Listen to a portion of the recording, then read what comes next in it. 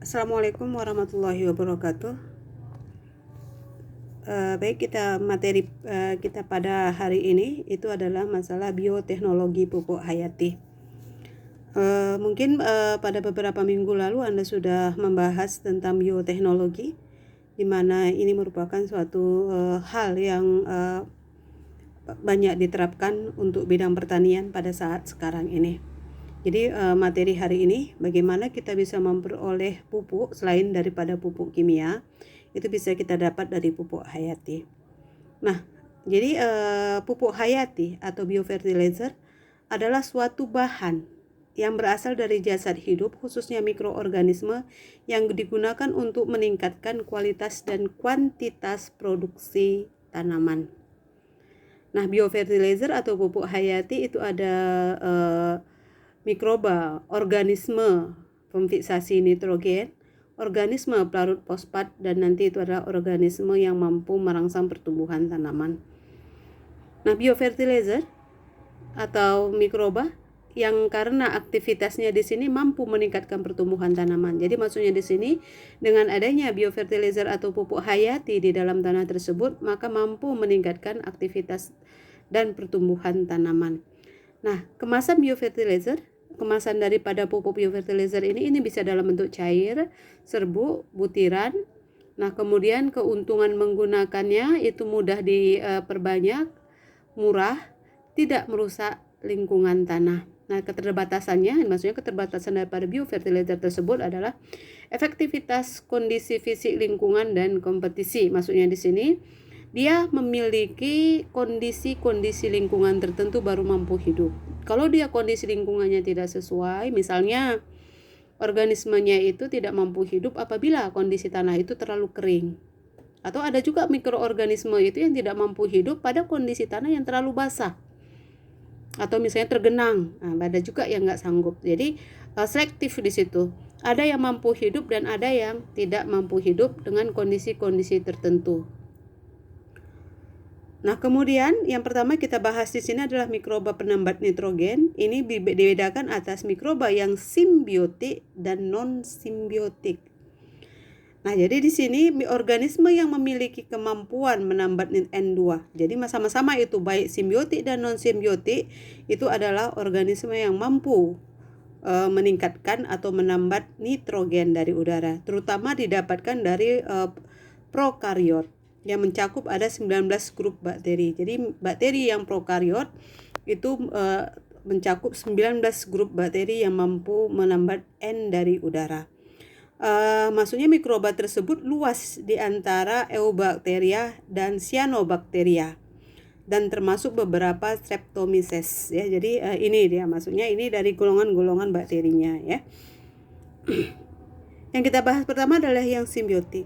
Jadi simbiotik itu ya mikroba penambat N2 simbiotik dibagi dalam beberapa grup, termasuk yang berasosiasi dengan daun dan yang dapat membentuk nodul akar.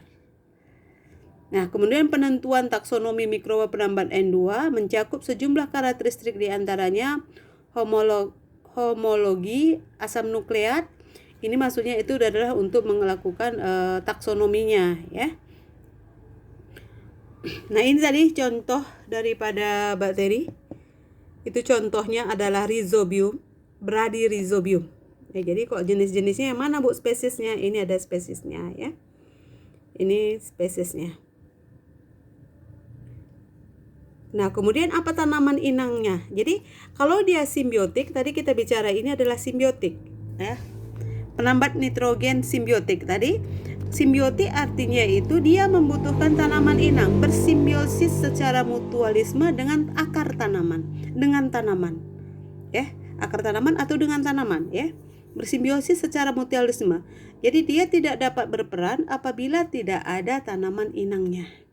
Jadi ini artinya simbiotik, jadi bersimbiosis ya. Nah, ini tadi contohnya Rhizobium dengan glycine atau kacangan ya, kacangan. Nah, kemudian dengan yang ini juga ya. Kemudian Bradyrhizobium juga dengan kacangan. Ada juga dengan akasia tanaman-tanaman tinggi. Ada ini mimosa tanaman-tanaman rendah ya. Nah, jadi ini jadi dapat kita lihat. Nah, beberapa tanaman. Jadi tidak semua tanaman itu dapat diinfeksi oleh si Rhizobium. Tidak semua tanaman. Ada yang nggak mampu dia. Ya, tidak semua tanaman mampu terinfeksi oleh Rhizobium. Nah, ini contoh ya. Jadi ingat itu tidak semua akar tanaman dapat diinfeksi oleh Rhizobium. Nah, jadi ini contoh ya di pasaran saat ini sudah banyak beredar produk inokulan Rhizobium untuk tanaman kedelai. Nah, jadi nanti di dalam akar tanaman tadi bersimbiosis dia, bersimbiosis tadi kan bersimbiosis. Jadi di sini ini ada bintil akar, gambar bintil akar. Ya, ini bintil akar. Jadi nanti di sini tadi kita suntikkan bakteri Rhizobium ke dalam akar tanaman, kemudian nanti dia akan membentuk bintil akar. Nah, ini dia bintil akarnya. Ya, membentuk bintil akar. Nah, kemudian bintil akar kalau kita belah itu nanti ada cairan berwarna merah. Ya, disebut dengan hemoglobin. Jadi sekarang bakteri Rhizobium yang kita aplikasikan ke dalam tanah tadi sudah masuk ke dalam akar tanaman. Ya, dan membentuk bintil akar di sini. Ya, jadi di sini dia nanti ada cairan berwarna merah, itu menandakan bahwasanya bakteri Rhizobium itu aktif memfiksasi nitrogen dari udara. Nama cairan itu disebut dengan hemoglobin. Ya, hemoglobin. Nah, jadi enzim yang digunakan oleh bakteri Rhizobium dalam memfiksasi N dari udara itu disebut dengan enzim nitrogenase. Nah, ini contoh ya. Jadi kalau nanti ini tidak semua akar tanaman itu memiliki bintil akar, ya, tidak semua. Kalau nanti Anda buka nanti tanaman-tanaman tertentu, misalnya jagung, itu nggak ada dia bintil akarnya. Tapi kalau kedelai kemungkinan kalau ada di situ hidup bintil Rhizobium, maka dia akan membentuk bintil akar. Nah, kemudian di perkebunan apa, Bu? Di mana, Bu? Itu biasanya itu terdapat pada tanaman LCC. Kalau Anda lihat tanaman penutup tanah di perkebunan seperti rumput-rumput itu adalah LCC, leguminosa ya, leguminosa cover crop atau LCC. Ini kalau di perkebunan itu misalnya ada Mucuna breateata, Puraria javanica dan seterusnya. Jadi itu membentuk bintil akar ya. Jadi itu membentuk bintil akar. Tapi kalau Anda buka nanti pada akar tanaman kelapa sawit, walaupun Anda aplikasikan bakteri Rhizobium itu tidak akan membentuk bintil akar. Karena bakteri Rhizobium tidak dapat menginfeksi akar tanaman kelapa sawit. Oke. Nah, ini dia ya. Nah, kalau dia non simbiotik, yang tadi simbiotik, ini non simbiotik. Non simbiotik artinya itu tanpa tanaman inang pun itu si organisme atau mikroba tersebut itu mampu memfiksasi N dari udara. Jadi di sini mikroba yang dapat menambat nitrogen udara secara bebas di dalam tanah. Dia asal kondisi lingkungannya bagus, dia akan mampu memfiksasi N dari udara. Nah, ada beberapa contoh dari bakteri yang banyak digunakan itu Azotobacter, Azospirillum, Bacillus dan yang lainnya ini nih ya. Ini ada beberapa contoh ini ada di lab biologi tanah kita di USU. Nah, kemudian ada fungi. Ya, fungi. Kemudian ada alga hijau biru. Alga hijau biru ini biasanya ini kita dapat itu di daerah persawahan gitu ya, di tanah-tanah yang lembab. Anabaina azola. Ini biasanya Anda dapat itu di tanah-tanah sawah. Dia di sawah. Jadi kalau di kelapa sawit ini nggak ada ya, tapi dia di tanah sawah. Kalau Anda lihat itu terkadang itu kalau di persawahan itu dia mengapung di sawah-sawah kecil-kecil itu bentuknya, kecil-kecil. Ya. Nah, ini contoh dari penambat nitrogen non simbiotik Azotobacter. Nah, kemudian Azospirillum ini yang sudah banyak dimanfaatkan ya, melimpah di dalam tanah, Rhizosphere dan Rhizoplan. Nah, kemudian ini kalau biofertilizer yang sudah banyak digunakan, ini dari Rhizobium, ini Aspergillus, tapi ini bukan penambat nitrogen yang Aspergillus niger ini ya, tapi ini adalah biofertilizer yang sudah banyak dimanfaatkan di lapangan. Aspergillus ini banyak ini dimanfaatkan sebagai pelarut fosfat. Ini di sini disampaikan. Jadi biofertilizer yang sudah banyak beredar di pasaran itu adalah mikroba pelarut fosfat dan penambat nitrogen. Oke. Nah, kemudian ini teknologi pupuk hayati mikroba pelarut fosfat. Jadi kalau kita ketahui bahwasanya di dalam tanah itu bentuk pH organik berada dalam bentuk senyawa organik kompleks yang berasal dari sisa tanaman, hewan, organisme tanah. Bentuk ini menyumbangkan 30-50% pH di dalam tanah. Jadi banyak di dalam tanah ya. Nah, jadi dalam hal ini teknologi pupuk hayati yang kita pergunakan, bahwasanya pupuk hayati adalah pupuk yang mengandung mikroba aktif, di mana pupuk hayati ini bertujuan untuk meningkatkan. Jadi sebenarnya untuk apa sih pupuk hayati? Apakah penambat nitrogen atau pelarut fosfat dan yang lainnya itu? Untuk apa itu digunakan? Penggunaannya itu adalah untuk meningkatkan jumlah mikroorganisme dan mempercepat proses mikrobiologis untuk meningkatkan ketersediaan hara sehingga dapat dimanfaatkan oleh tanaman. Ini adalah tujuan daripada penggunaan pupuk hayati itu sendiri ya. Jadi jadi keberadaan mikroorganisme pelarut fosfat ataupun yang lainnya ini adalah di dalam tanah dari satu tempat ke tempat yang lain itu beragam, tergantung daripada faktor-faktor lingkungannya. Ya, ada yang suka netral, ada yang harus basah, ada yang suka asam.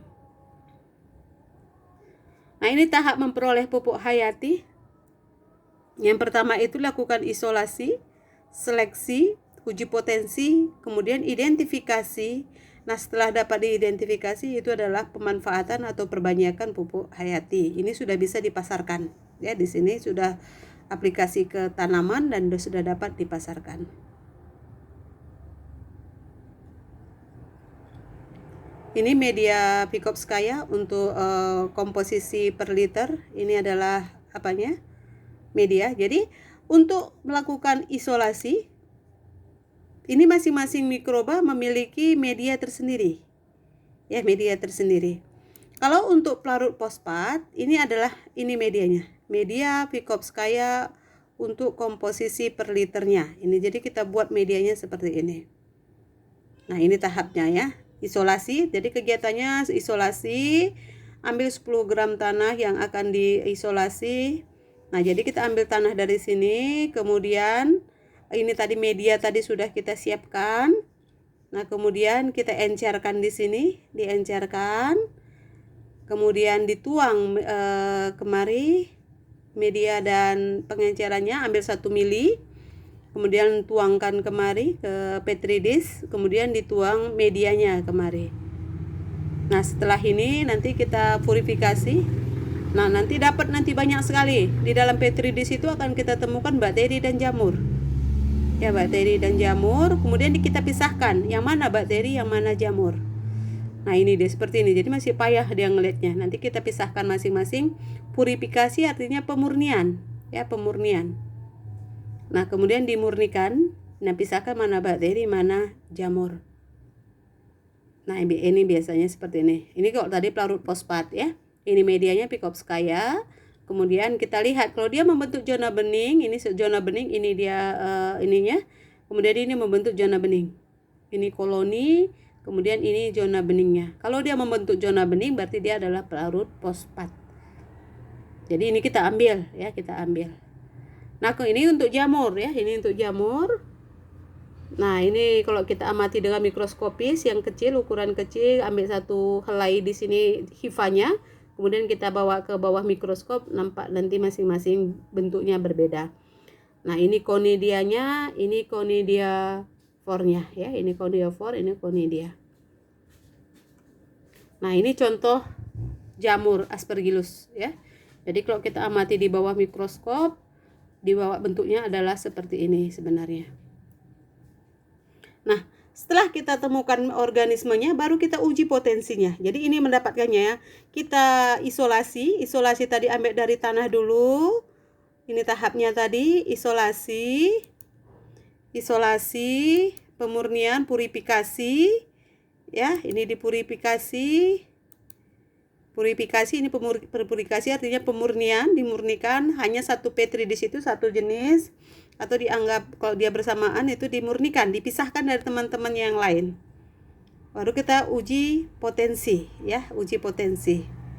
Nah, di uji potensi ini kita mau melihat mana mikroba dari sekian tadi yang kita peroleh, misalnya dapat 10. Dari 10 mikroba yang kita peroleh, kita uji potensi mana yang paling berpotensi. Nah, setelah di sini kita temukan mana yang paling bagus. Nah, misalnya P tersedia meningkatnya ini 9,85. Ada lagi yang lebih tinggi, ya. Ada 18. Ya, 18,5. Jadi jauh sekali bedanya dengan ini. Berarti ini yang paling berpotensi untuk dikembangkan menjadi pupuk hayati. Nanti mungkin bisa lah 3 kita ambil dari sini, ambil 3 organisme mungkin. Ini ketiga ini uji potensinya di lapangan. Kembali. Nah, dari uji ini mana yang terbaik, baru nanti kita lanjutkan identifikasi. Ya, identifikasi. Baru kita lakukan tadi perbanyakan dan aplikasi di lapangan seperti tadi yang disampaikan tadi. Setelah dia diidentifikasi, kemudian kita pemanfaatan dan perbanyakan pupuk hayati.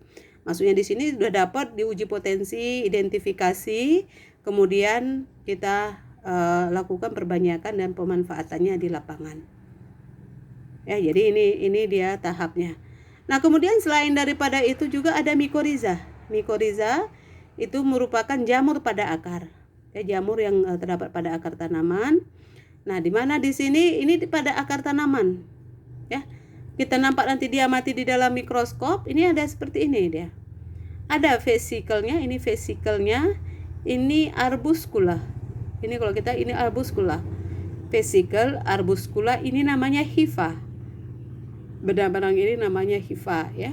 Jadi kalau kita lihat ini pada tanaman Theobroma kakao, ini tanaman kakao, ini dengan aplikasi mikoriza, ini tanpa mikoriza. Jadi nampak sekali perbedaannya ya. Toleransi terhadap kekeringan. Jadi dengan aplikasi mikoriza itu mengakibatkan tanaman itu tahan terhadap kekeringan. Jadi pertumbuhannya enggak terganggu. Nah, jadi tetap dia tumbuh subur, sedangkan yang tanpa mikoriza menjadi terhambat dan pertumbuhannya lebih kecil. Nah, kemudian ini ada PGPR, itu mikroba yang mampu meningkatkan pertumbuhan tanaman. Nah, ini juga sama. Ini artinya mikroba di sini adalah campuran dari beberapa organisme, campuran dari beberapa mikroba. Ini mikroba yang terdapat ada Pseudomonas, Bacillus, Rhizobium, Azotobacter dan yang lainnya. Jadi dengan kata lain dia mengandung pelarut fosfat, dia mengandung penambat nitrogen, dia mengandung yang mikroba-mikroba yang mengakibatkan tanaman tahan terhadap penyakit dan kekeringan. Ini contoh ya. Nah, ini contoh, ini penelitian Stipap dengan aplikasi mikoriza dan tanpa mikoriza. Jadi di sini nampak perbedaan pertumbuhannya. Nah, kemudian ini akar tanaman. Dengan aplikasi mikoriza mengakibatkan akar tanaman tahan terhadap penyakit. Ya juga seperti itu. Ya, jadi ini yang tanaman sehat, ini yang kurang sehat, ini yang tidak sehat. Ini sudah mulai membusuk. Banyak tanamannya itu sudah mulai nampak hitam-hitam dan membusuk ya. Seperti ini. Ini penelitian Stipap juga saya ambil dari beberapa penelitian yang lalu. Oke, itu yang dapat saya sampaikan. Jadi kalau Anda bingung mencari judul penelitian, apa mau dilakukan, ini bisa diaplikasikan. Aplikasi mikroba pelarut fosfat dan Rhizobium terhadap pertumbuhan Mucuna bracteata. Aplikasi mikroba pelarut fosfat dan mikoriza terhadap pertumbuhan tanaman sawit, terhadap pertumbuhan tanaman karet. Aplikasi mikoriza dan bahan organik terhadap pertumbuhan tanaman karet. Jadi banyak sekali kombinasi-kombinasi penelitian yang bisa Anda dapat di sini menjadi judul penelitian. Kalau Anda masih bingung menentukan judul, silahkan ambil ini, hubungi saya. Nanti mikroba ini semua ada di laboratorium ya. Jadi ini bisa Anda peroleh. Nanti kalau kurang jelas penjelasan dari saya bisa dibaca di materi kuliah hari ini. PowerPoint nanti dapat diambil di materi pada hari ini. Oke, terima kasih.